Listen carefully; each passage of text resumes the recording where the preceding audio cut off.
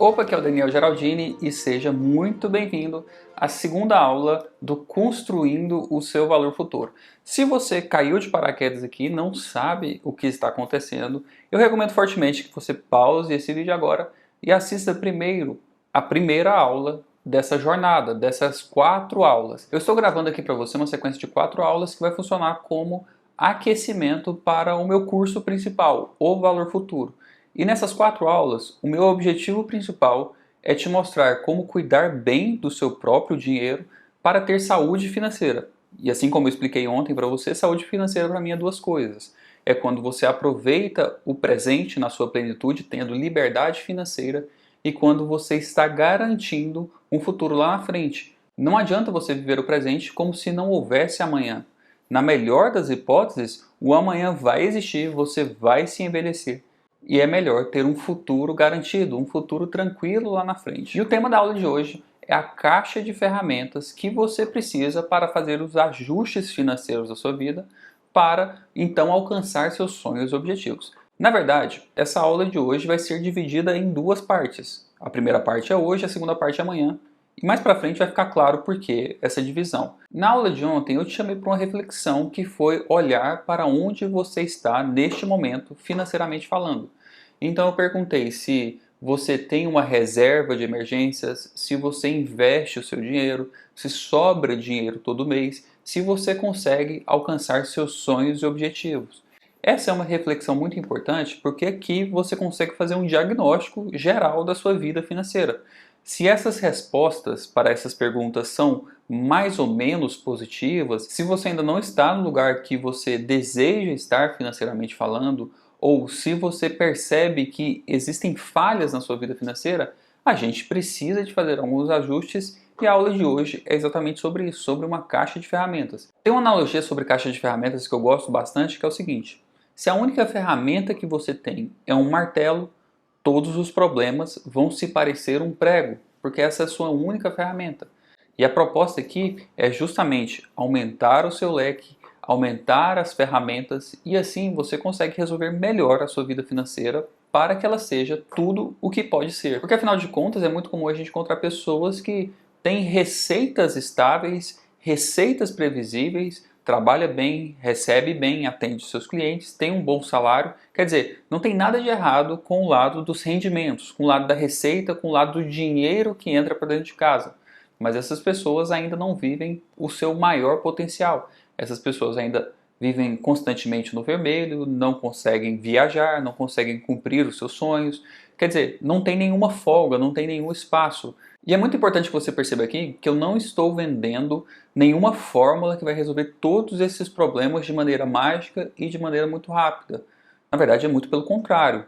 O método que eu proponho de gestão financeira, ele envolve conhecimento, ele envolve trabalho, ele envolve responsabilidade da sua parte. Nada disso que eu estou falando é uma coisa mágica. É o pó mágico da solução financeira de todos os seus problemas. Não é isso que eu estou falando aqui. Essa definitivamente não é a minha proposta. Eu nem acredito nesse tipo de ganho rápido, solução mágica, uma coisa que pode resolver todos os seus problemas. O meu método de gestão financeira é dividido em 4 etapas. Na verdade, são 4 grandes pilares que vão orientar todas as suas decisões financeiras. Eu vou listar aqui para você. Primeiro, nós organizamos a casa. Em segundo lugar, nós construímos as nossas reservas. Em terceiro lugar, nós nos preocupamos com a proteção do que nós estamos construindo. E então, em quarto lugar, nós investimos bem o nosso dinheiro e o nosso patrimônio. Nessa aula, eu vou tratar com você a primeira parte desse método, que são as 2 primeiras etapas. E na aula de amanhã, a gente vai tratar as 2 etapas seguintes, e isso aqui vai ficando mais claro ao longo do caminho. Então, nessa aula, eu vou focar com você sobre organizar a casa e também sobre a construção das nossas reservas, que talvez seja a parte mais fundamental do meu método de gestão financeira.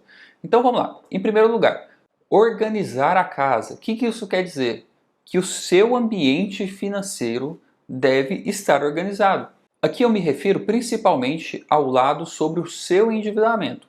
Existem alguns outros detalhes importantes aqui, mas eu vou focar agora no endividamento, porque isso aqui é um grande problema. É muito importante perceber que nem todas as dívidas são ruins, Porque nem todas as dívidas são iguais. Eu gosto de fazer uma divisão entre dívidas que são estruturadas e dívidas que são desestruturadas. Na minha visão, as dívidas estruturadas são aquelas que, quando foi feita a contratação dessa dívida, houve uma garantia em troca do crédito. Eu estou falando aqui, por exemplo, de um financiamento imobiliário. Se você vai a um banco solicitar um financiamento imobiliário, o banco te oferece aquele crédito, mas em contrapartida ao crédito, você precisa de oferecer uma garantia por aquele financiamento. De maneira geral, o bem que está sendo financiado nesse caso, o apartamento que vai ser financiado por meio desse contrato, é a própria garantia desse financiamento. Então, como esse crédito é estruturado, geralmente as taxas de juros são menores, porque a pessoa que está te oferecendo o crédito tem relativamente pouco risco nessa história, porque na pior das hipóteses, no caso de uma inadimplência, o banco aciona a garantia, executa a garantia, então ele tem aquele apartamento cobrindo os prejuízos. Então, como os riscos são relativamente baixos, o custo do crédito também é relativamente baixo. Agora, do outro lado, nós temos os créditos desestruturados, as dívidas desestruturadas. Isso aqui acontece quando não tem uma garantia em troca do crédito. Alguns exemplos: o cartão de crédito. Você pode passar o seu cartão de crédito, você tem um limite, você pode fazer compras, comprar parcelado na internet, comprar parcelado presencial, mas você não ofereceu uma garantia direta por aquele limite de cartão de crédito. Então, neste caso, como o risco da instituição que te ofereceu aquele limite é muito alto, ele também tem que cobrar uma taxa de juros muito alta. Assim como o nosso limite de cheque especial ou limite de conta corrente, você não ofereceu uma garantia por aquele limite, então as taxas de juros são muito altas. Então, voltando no meu método, quando eu falo sobre organizar a casa, é bom se você não tivesse nenhum tipo de dívida, se você não devesse dinheiro para ninguém. Esse aqui talvez seja o melhor dos cenários. Mas se você tiver que escolher uma opção, prefira as dívidas estruturadas, aquelas em que você comprou mediante planejamento, comprou mediante assinatura de um contrato, houve a troca de uma garantia, porque essas dívidas desestruturadas são péssimas para você, custam muito caro. Então, o primeiro passo na gestão financeira do seu dinheiro é tentar se livrar dessas dívidas desestruturadas, porque ter dívidas te deixa frágil, ter dívidas te obriga a dar tudo certo. Como eu dei um exemplo pessoal lá na primeira aula, quando eu tinha dívidas desestruturadas, eu tinha a obrigação de que tudo desse certo. Mas a gente nem sempre consegue garantir que tudo vai dar certo. Na verdade, algumas coisas a gente até espera que deem errado. Então, se do lado das receitas alguma coisa der errado, como é que você vai se comprometer com o pagamento de todas as dívidas? E existe ainda um agravante que na nossa economia atual está se tornando cada vez mais comum esses empregos voltados para a pejotização, em que a estabilidade não é tão garantida assim. Então, se as suas receitas nem são tão garantidas assim, como é que você se compromete tanto com despesas? Despesas, parcelamentos muito longos não combinam com receitas incertas. Então, o primeiro passo do meu método de gestão financeira é você organizar a casa, e eu dou um foco especial ao lado do endividamento.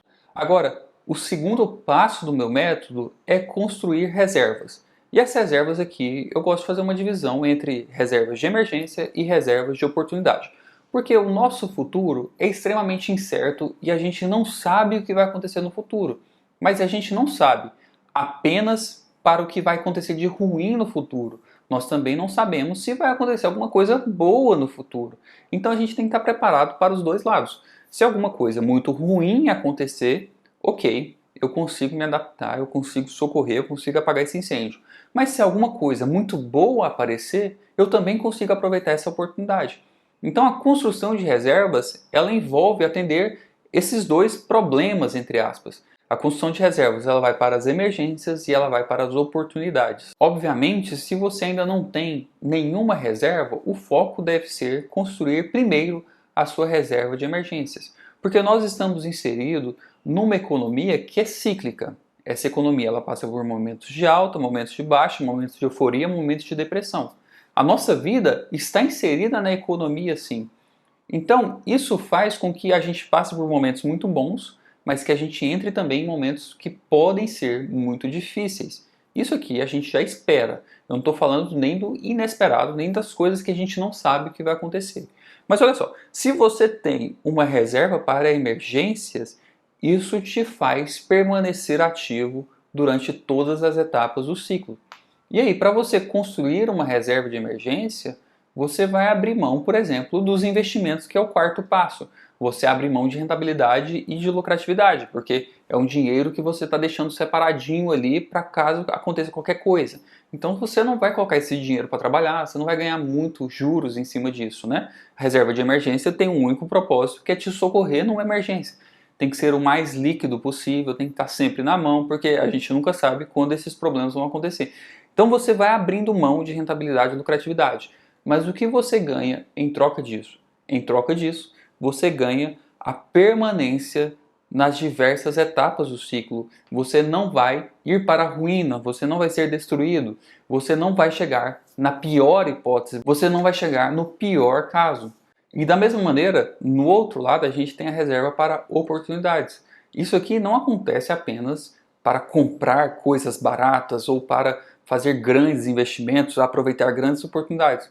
Na nossa vida, a gente vive tendo oportunidades e elas vivem aparecendo. Então, por exemplo, se você é um profissional autônomo, pode ser que em um determinado momento apareça um treinamento que vai ser muito útil para o seu trabalho e isso aí vai escalar seus ganhos. Então, fazer um treinamento profissionalizante ou um curso de extensão pode ser excelente para a sua carreira. Então você precisa de ter essa reserva de oportunidades. Pode ser que apareça uma oportunidade para você comprar um novo equipamento para o seu escritório, um novo computador. Uma pessoa comprou um modelo de computador e ela precisa se desfazer, e se você tiver uma reserva para oportunidades, você consegue aplicar essa reserva. E então, um investimento que vai te gerar muitos resultados, porque as oportunidades aparecem.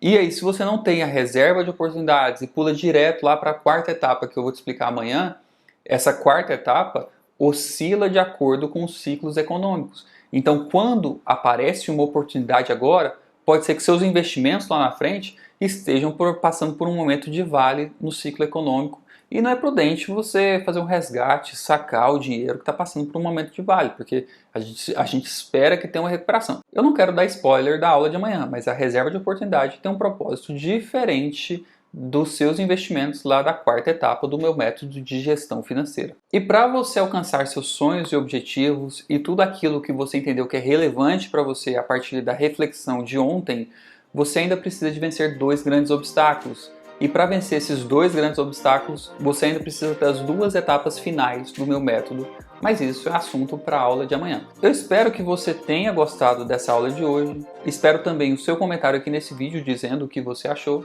e até a aula de amanhã.